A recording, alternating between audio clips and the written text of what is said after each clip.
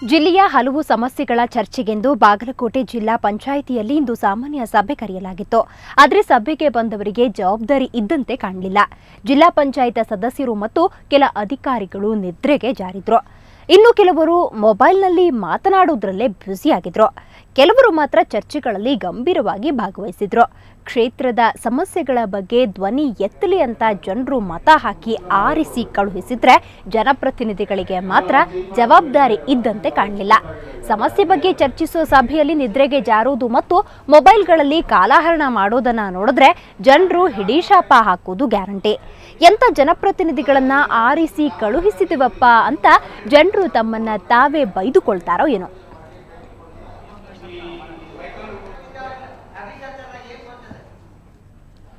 ಯಾಂತ್ರೀಕೃತ ಮೀನುಗಾರಿಕೆ ನಿಷೇಧವಾಗಿದೆ. ಆದ್ರೇನಂತೆ ಕಡಲ ತಡಿಯಲ್ಲಿ ನಾಡದೋಣಿ ಮೀನುಗಾರಿಕೆ ಆರಂಭವಾಗಿದೆ. ಅಪ್ಪಟ ಸಹಕಾರಿ ಪದ್ಧತಿಯಲ್ಲಿ ಈ ಮೀನುಗಾರಿಕೆ ನಡೆಯುತ್ತೆ. ಬಂದ ಲಾಭದಲ್ಲಿ ಎಲ್ಲರಿಗೂ ಸಮಪಾಲು, ಸರ್ವರಿಗೂ ಸಮಪಾಲು. ಕಡಲ ಅಲೆಗಳು ಶಾಂತವಾಗಿ ಸಹಕರಿಸಲಿ ಅಂತ ಸಮುದ್ರ ರಾಜನಿಗೆ ಪೂಜೆ ಸಲ್ಲಿಸಿದ್ರು.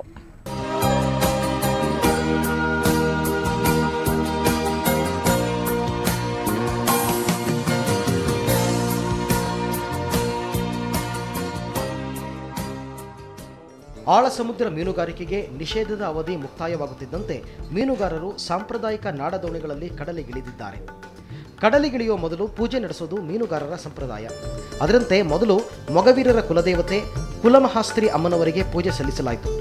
ನಂತರ ಮಲ್ಫೆ ವಡಭಾಂಡೇಶ್ವರದ ಬಲರಾಮನ ಆರಾಧನೆ ಕೈಗೊಂಡರು. ಆಮೇಲೆ ಮಲ್ಫೆ ಕಡಲ ತೀರಕ್ಕಿಳಿದು ಸಮುದ್ರ ರಾಜನಿಗೆ ಫಲಪುಷ್ಪಗಳನ್ನು ಸಮರ್ಪಿಸಿ ಉತ್ತಮ ಆದಾಯ ಸಿಗಲಿ ಮತ್ತು ಕಡಲು ಶಾಂತವಾಗಿರಲಿ ಅಂತ ಪ್ರಾರ್ಥಿಸಿದರು.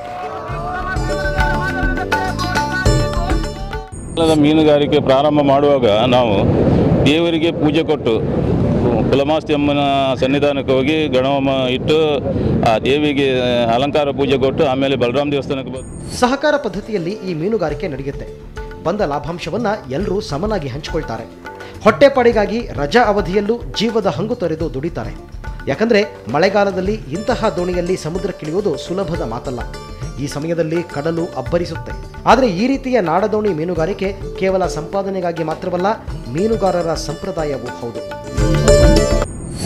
ಉಳಿಸಿಕೊಂಡು ಬಂದಿದ್ದ ನಮ್ಮ ಹಿಂದಿನವರಂತ.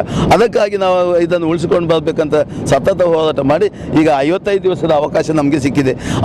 ಅದು ಸ್ವಲ್ಪ ದಿವಸದ ಅವಧಿಯ ಕಸಬಾರ್ದು. ಅದನ್ನು ಒಳ್ಳೆಯ ರೀತಿಯಲ್ಲಿ ದೇವರ ಸಂಪೂರ್ಣ ಒಂದು ಆಶೀರ್ವಾದ ನಮ್ಮ ಪಾಲಿಗೆ ಸಿಗಬೇಕು. ಆ ದೇವರ ಆಶೀರ್ವಾದ ಪಡೆದೇ ನಾವು ಸಮುದ್ರಕ್ಕೆ ಇಳಿಬೇಕೆಂಬ ಸದುದ್ದೇಶದಿಂದ ಯಾಂತ್ರೀಕೃತ ಬೋಟುಗಳ ಮೀನುಗಾರಿಕೆಗೆ ಇರೋ ಪ್ರೋತ್ಸಾಹ ಈ ನಾಡದೋಣಿ ಮೀನುಗಾರಿಕೆಗೆ ಇಲ್ಲ. ಹಾಗಾಗಿ ಈ ಬಡ ಮೀನುಗಾರರ ಗೋಳು ಕೇಳುವವರಿಲ್ಲ ಎಂಬಂತಹ ಪರಿಸ್ಥಿತಿ ಇದೆ. ನಮಗೂ ಇತರ ಮೀನುಗಾರಿಕೆಗೆ ಸಿಗೋ ಸೌಲಭ್ಯಗಳು ಸಿಗಬೇಕು ಅನ್ನೋದು ಈ ಬಡ ಮೀನುಗಾರರ ಬೇಡಿಕೆ. ಶಶಿಧರ ಮಾಸ್ತಿಬೈಲು, ಸುವರ್ಣ ನ್ಯೂಸ್ 24/7 ಉಡುಪಿ. ಮಂಗಳೂರಿಗೆ ಹೋದ್ರೆ ಪಿಲಿಕುಳ ನಿಸರ್ಗಧಾಮಕ್ಕೆ ಒಮ್ಮೆ ಭೇಟಿ ಕೊಡಲೇಬೇಕು. ಯಾಕಂದ್ರೆ ಅಲ್ಲಿನ ವನ್ಯ ಪ್ರಪಂಚಕ್ಕೆ ವಿದೇಶಿ ಹಕ್ಕಿಗಳ ಸೇರ್ಪಡೆಯಾಗಿದೆ. ಜಗತ್ತಿನ ಅತಿ ಹೆಚ್ಚು ಸ್ಮರಣ ಶಕ್ತಿಯ ಗಿಳಿಗಳು, ಬೃಹತ್ ಗಾತ್ರದ ಮಕಾವೋ ಹಕ್ಕಿಗಳು, ಆಸ್ಟ್ರೇಲಿಯಾದ ಶಿಟ್ರಾನ್ ಬಾನಾಡಿಗಳು, ಹೀಗೆ ವಿಭಿನ್ನ ಹಕ್ಕಿಗಳನ್ನ ನೋಡ್ಬೇಕಂದ್ರೆ ನೀವು ಪಿಲಿಕುಳಕ್ಕೆ ಬರಲೇಬೇಕು.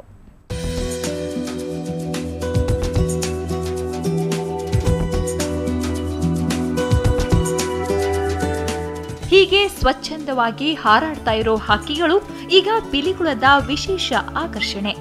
ಒಂದಲ್ಲ ಎರಡಲ್ಲ 10ಕ್ಕೂ ಹೆಚ್ಚು ವೈವಿಧ್ಯಮಯ ವಿದೇಶಿ ಬಾನಾಡಿಗಳು ನಿಸರ್ಗಧಾಮಕ್ಕೆ ಆಗಮಿಸಿವೆ. ಬೃಹತ್ ಗಾತ್ರದ ಬ್ಲೂ ಗೋಲ್ಡ್ ಮಕಾವೋ ಹಾಗೂ ಗ್ರೀನ್ ಮರೈಡ್ ಮಕಾವೋವನ್ನ ದಕ್ಷಿಣ ಅಮೆರಿಕದಿಂದ ತರಲಾಗಿದೆ. ಹಣ್ಣು, ತರಕಾರಿ ಮತ್ತು ಸೂರ್ಯಕಾಂತಿ ಬೀಜಗಳೇ ಇವುಗಳ ಪ್ರಮುಖ ಆಹಾರ. ಇದೇ ಪಂಜರದಲ್ಲಿ ಆಸ್ಟ್ರೇಲಿಯಾದ ಶಿಟ್ರಾನ್ ಕುಕ್ಕುಟು ಹಕ್ಕಿಗಳು ಮನೆ ಮಾಡಿವೆ. ಕಣ್ಣಿಗೆ ಮುದ ಕೊಡುವ ಈ ಪುಟ್ಟ ಮರಿಗಳು ತಮ್ಮ ಹಳದಿ ಬಣ್ಣದ ಜುಟ್ಟು ಬಿಚ್ಚಿಟ್ಟರೆ ನೋಡುವುದೇ ಚಂದ.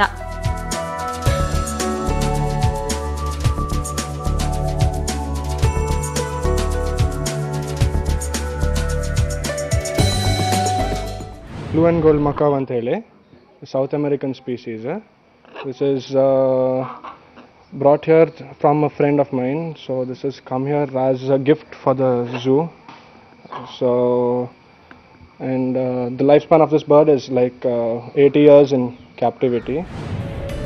ಇನ್ನು ಪಕ್ಕದ ಪಂಜರದಲ್ಲಿ ಸಂಸಾರ ಮಾಡಿರುವ 2 ಜೋಡಿ ಕಾಂಗೋ ಆಫ್ರಿಕನ್ ಹಕ್ಕಿಗಳು ಆಸ್ಟ್ರೇಲಿಯಾದಿಂದ ಬಂದಿವೆ. ಇನ್ನು ಬ್ರೆಜಿಲ್ನಿಂದ ಬಂದ ಸನ್ ಕೆನ್ಯೂರ್ ಹಕ್ಕಿಗಳು, ದಕ್ಷಿಣ ಆಫ್ರಿಕಾದ ಉದ್ದ ಮೂಗಿನ ಬಿಲಿಯರ್ಸ್ ಟ್ಯುಕ್ಯಾನ್ ಹಕ್ಕಿಗಳು ಪಿಲಿಕುಳ ನಿಸರ್ಗಧಾಮದ ಅಂದವನ್ನ ಹೆಚ್ಚಿಸಿವೆ. ಇಷ್ಟಾದ್ರೂ ಕೇಂದ್ರ ಹಾಗೂ ರಾಜ್ಯ ಸರ್ಕಾರಗಳ ಅನುದಾನ ಹರಿದು ಬರ್ತಾ ಇಲ್ಲ ಅನ್ನೋ ಕೊರಗು ಆಡಳಿತ ಮಂಡಳಿಗಿದೆ. ರಾಜ್ಯ ಸರ್ಕಾರ ಅನುದಾನ ಇಷ್ಟವರೆಗೇನು ಬರಲಿಲ್ಲ. ಇದು ಪಿಲಿಕುಳ ನಿಸರ್ಗಧಾಮ ಬಹುಶಃ ಈ ಝೂ ಈ ಸರ್ಕಾರದ ಅನುದಾನ ಇಲ್ಲಿಗೆ ಯಾವುದಿಲ್ಲ. ಕೇಂದ್ರ ಝೂ ಪ್ರಾಧಿಕಾರದಿಂದ ಸ್ವಲ್ಪ ಹಣ ನಮ್ಮ ಹಾಸ್ಪಿಟಲ್ಗೆ, ಇಲ್ಲಿ ವೆಟರ್ನರಿ ಹಾಸ್ಪಿಟಲ್ಗೆ ಕೊಟ್ಟಿದ್ದಾರೆ ಹೊರತು ಮತ್ತು ನಡೆಸಲಿಕ್ಕೆ ಯಾವುದಿಲ್ಲ. ಇದು ಸಾರ್ವಜನಿಕರ ಡೊನೇಷನಿಂದ ಸೊಸೈಟಿ ನಡೆಸದಿರುವಂಥ ಝೂ. ಇದು ಬಹುಶಃ ಈ ರೀತಿಯ ಝೂ ಭಾರತ ದೇಶದಲ್ಲೇ ಏಕೈಕ ಝೂ. ಹುಲಿ, ಸಿಂಹ, ಚಿರತೆ ಸೇರಿದಂತೆ ಕಾಡಿನ ವೈವಿಧ್ಯಮಯ ವನ್ಯ ಮೃಗಗಳ ಪರಿಚಯವನ್ನ ಮಾಡಿಕೊಡುವ ಪಿಲಿಕುಳದಲ್ಲಿ ಉರುಗಗಳ ಸಂತಾನವೂ ಅಭಿವೃದ್ಧಿಯಾಗ್ತಿದೆ.